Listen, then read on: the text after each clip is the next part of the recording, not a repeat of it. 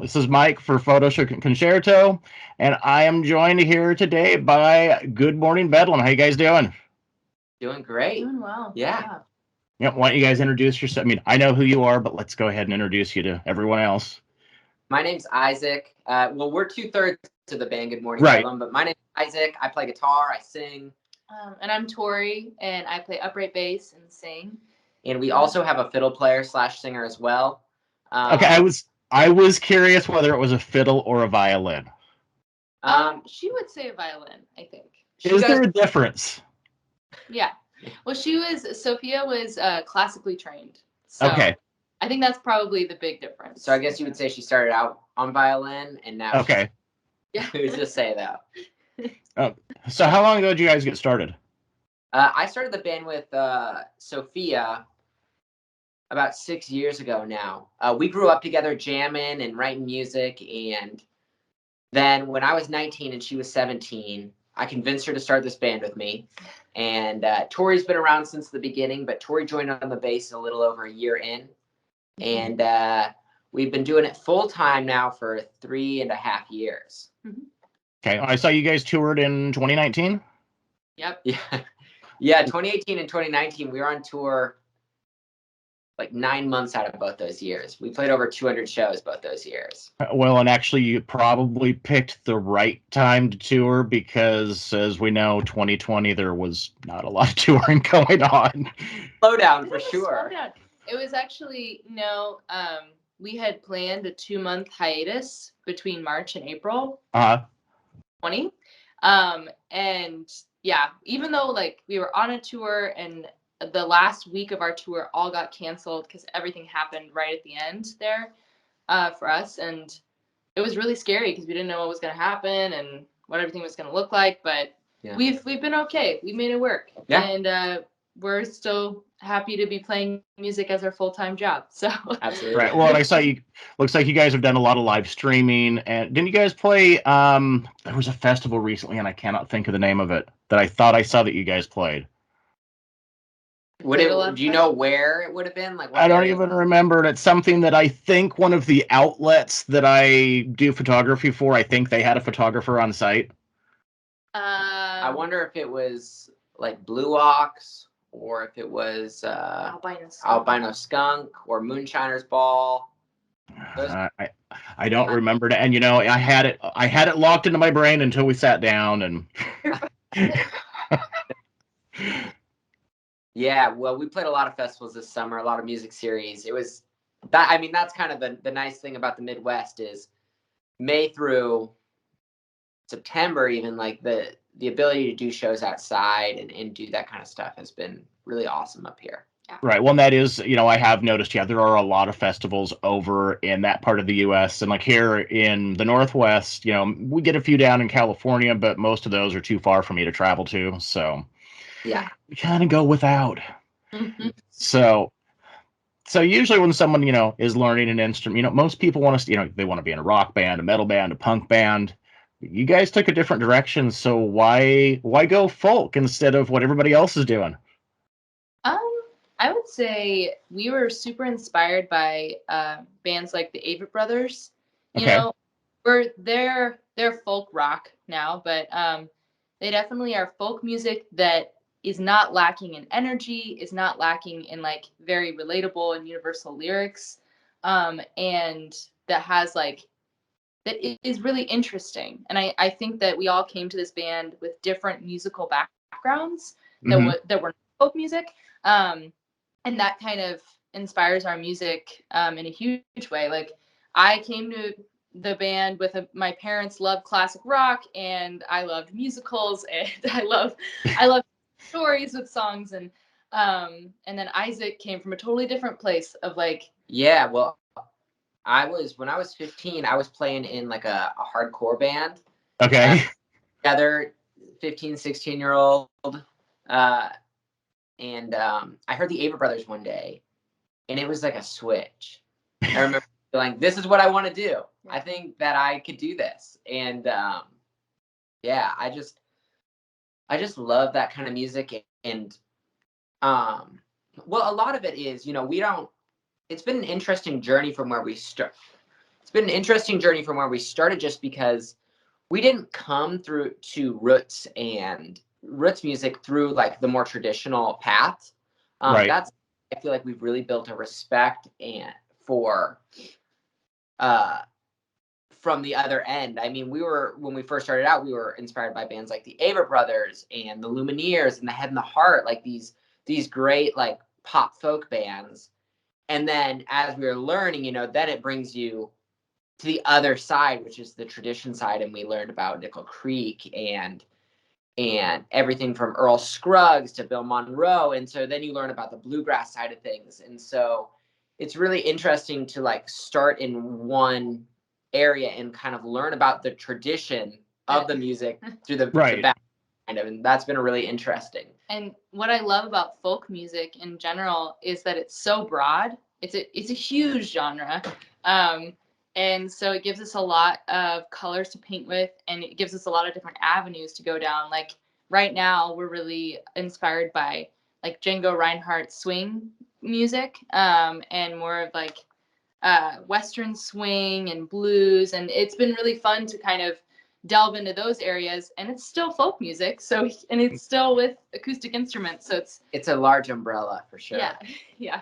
Well, I'm actually glad to hear you mention swing, because it was one of the songs, and I can't remember which one I was listening to that was yours, but what I was thinking was this reminds me a little bit of like all the swing that I grew up with my grandmother listening to, like, swing from the 30s and 40s, and I thought I caught a little bit of a swing inspiration there, so I guess I am correct in that assumption.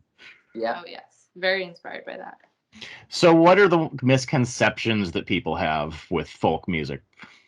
Ooh, what a great question. I would say when people hear the term folk music, they imagine someone just sitting quietly with an instrument, and just, I think that people don't imagine it as lively as it can be, or as surprising or varied as it is. I think that a lot of times when people, I think people envision a certain avenue of folk, which is still beautiful, but which is like just the singer-songwriter side, I would totally agree. I think that one thing that really helped us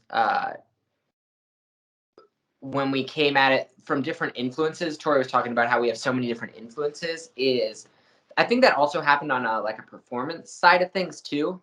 So like Tori was saying, oftentimes in folk, you imagine somebody sitting and playing very quiet, ballady type of music, which we also do and we also love, but we love to perform. And so we've really been inspired by rock bands. Like we want to jump off things and run around and I'm definitely there's this one town we always go to where I broke their drum riser the first time we were there. We like to jump up on things and we like to really get into it. And so that's one thing that I think there's sometimes a misconception of what folk music can be, especially on a performance side. Oh, yeah. Yeah.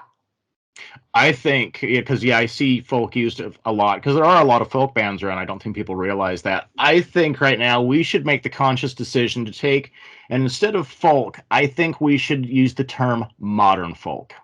Yeah. Yeah. Oh, yeah. We say that a lot. We say okay, good. Folk. We literally say modern folk, folk pop, folk rock. Yep. Where it's like we always say like what we want to do is we want to do our best to blend tradition with innovation. And so finding the old, the vintage, and finding the modern is something. I mean, we recorded a record in February and we've been releasing that record single by single. And that was our constant conversation in the studio, is where does this sit on that spectrum of vintage to modern? And if the songwriting and the style of the song is really leaning very old and leans more into tradition, let's take that and let's make the production a bit poppier. And if it's a really poppy song, let's take that and let's make the production a bit more vintage, a bit. And so finding that balance is something that I think roots music and folk music really allows you to do, because the umbrella is so large. You have a lot to play with sonically. Now, is it easier production wise because you're only a 3-piece? You're using acoustic instruments, although I noticed like the fiddle or violin. I saw there was a mic on it, which makes sense. On a recording aspect, is it easier to do? Because it looks like you'd probably just set a microphone up, capture the audio, you're good.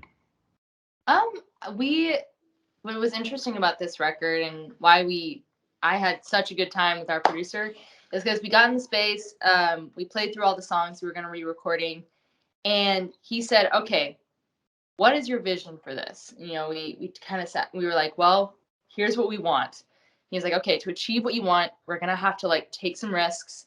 We're gonna have to do some things a little differently, and you're gonna have to trust me." And so so we did a lot of stuff. I mean, we got in there and we track instrument by instrument, Okay. like layer them in. There is one song on the record though where Isaac plays it all the way through. Do you mind if I say a little go for it. something? What I think when Tori's saying, let's take some risks and do this kind of thing is, what we expressed is we wanted to create a folk album that people, that was very modern.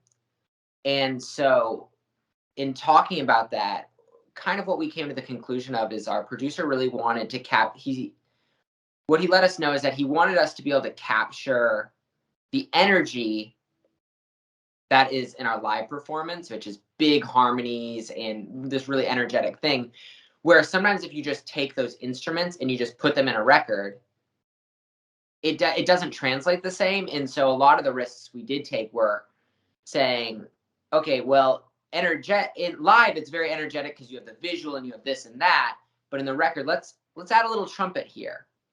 Let's beef up some drums that we don't have, and not being afraid to separate out the record from the live show, Right. to achieve a certain amount of energy. And so that was really fun.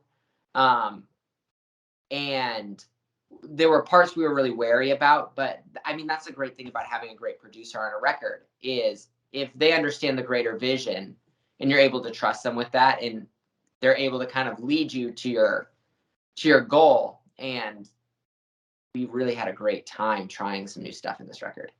And it inspired us for the future. Yeah, definitely. That's good. Well, see, and I listen to a lot of your stuff, and yeah, there is a lot of it. It's very energetic. In listening to just some of the tracks that you've done, current and older, I actually really liked the Christmas stuff that you did. Thank you. I think actually you should do a Christmas song because a lot of the songs that you covered, you kept the feeling, but you basically presented it in a way to where it was unique to what you guys are doing, but you can still tell, okay, this is this song. Yeah. Mhm. Well, And you also avoided doing that Paul McCartney's Christmas song that I detest. We had a lot of fun doing that. That was just a few weeks ago. I was listening to some of those one microphone living room videos we made. And I said to Tori, these actually sound pretty decent. So we just sent them over to get them just remastered overnight. And we are like, let's put out a little living room live Christmas EP. And it's been really fun. Yeah. Yeah. It's always fun during Christmas time to like take even just one song, one carol, and kind of take our spin on it, and be able to perform it for people. Because I love carols. I was in choir forever, so I love them. And so it's really fun for people. Just like it's always fun for people to hear something that they know. Sometimes you never know how a carol like reminds someone of something in their childhood, or I don't know. It's fun to do. Yeah, and doing a holiday record or a Christmas record is something we talked about for a long time. I think the main reason we haven't done it is that you have to be better planners. So if you're gonna do it, you do it in August. Yeah. It's always like the end of November. We're like, we should have done. We'll get it next year. And I am going to say the one song of yours that actually really stood out to me, and I guess it's me being a fan of metal and darker music, was Haint Blue. Oh, yeah, thanks. good. I love Paint Blue. That one's fun. It's fun to perform. It's a really fun one to do for sure. Well, it seemed to have a little bit of a darker quality than some of the other stuff, lyrically and musically. Yeah, I call it a swamp quality. That swampiness. Yeah. No, it's Yeah. Well, we think that all folk bands need at least one song about ghosts. Yeah. And I guess Blue's probably like our second or third, but just something about folk music. You need some songs about ghosts. Right. Well, and what you're saying about your living room recordings, I listened to like they got a really good sound just by using one mic. If that's what you're using, I don't know if you're lining stuff into something else, but if it's just one mic, I mean, the sound quality was great. Not for the record itself, but for that little live Christmas EP, we did that one mic, and I think maybe did we plug in your bass? I think we plugged in my bass. We might have plugged in the bass. Yeah. The acoustic. So that was helpful. Yeah. It was you never know what you're gonna get from that guy, but. Yeah, so since you are using acoustic instruments, does that present a different challenge when you're on tour? Because I'm thinking, some strings can be replaced pretty easily if you break stuff, and other times you're probably going to be hunting to find something.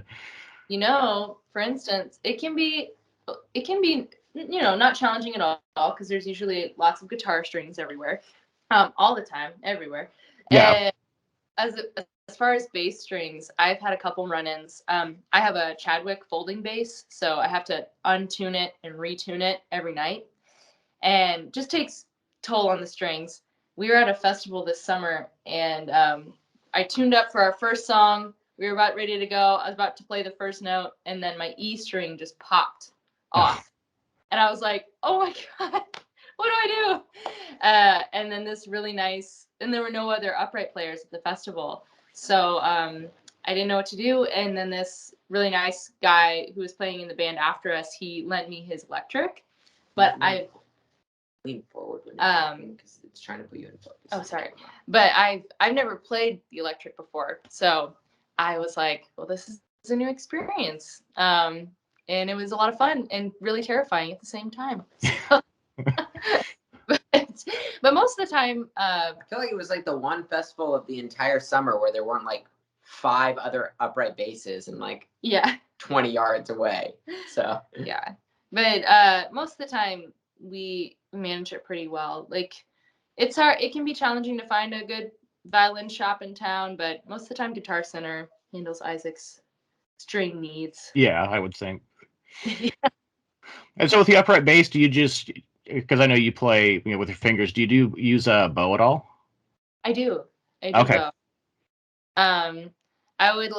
I think bowing is so beautiful. And it's not something that you do a lot in most folk music all the time, or most songs, but I don't do it a lot.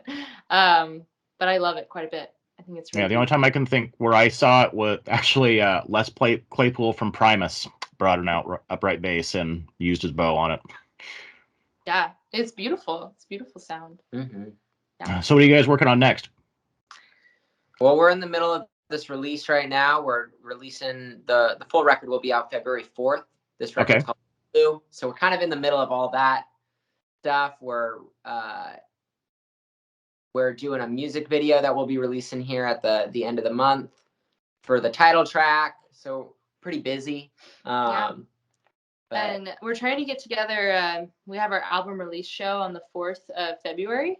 And so we're excited. We're going to be playing with some guest artists that day, putting that show together, and some other great bands. So we have shows in between there and stuff to do, but definitely we're kind of focused on this album getting out to the world. Yeah, I would say the other main thing we're focused on is we're a 3-piece, and we're actually we used to be a 4-piece. We've been a 3-piece for a few years now, and now we're going to be going back to a 4-piece starting in February. Mm-hmm. And we're adding a trumpet player that also plays keys. Okay. So looking forward to kind of bumping up our live show and sonically in that way, and that should be a lot of fun. Mm-hmm. Okay. I assume whenever, we got the new album coming out, I assume whenever things are kind of back to normal with COVID, tour is going to follow that? Yeah. Yeah, we should have a pretty busy summer here. Fingers crossed, hopefully we'll have a super busy summer. Yeah, I think everyone at this point is fingers crossed, because it seems like every time we're just about to the point where it might be back to normal, then there's more shutdowns and tour cancellations and all that. Mm-hmm. So, all right, that's about all the questions I have for you guys. Good talking to you. Now, like I said, next time you're going to be out in Portland, let me know. Yeah, Wonderful. for Thanks sure. so much for doing this. Thank you Yeah. for Oh, having thanks us. for joining me. All right. We'll talk to you later, Mike. All right. Bye, Thanks a Mike. lot. Bye. Bye.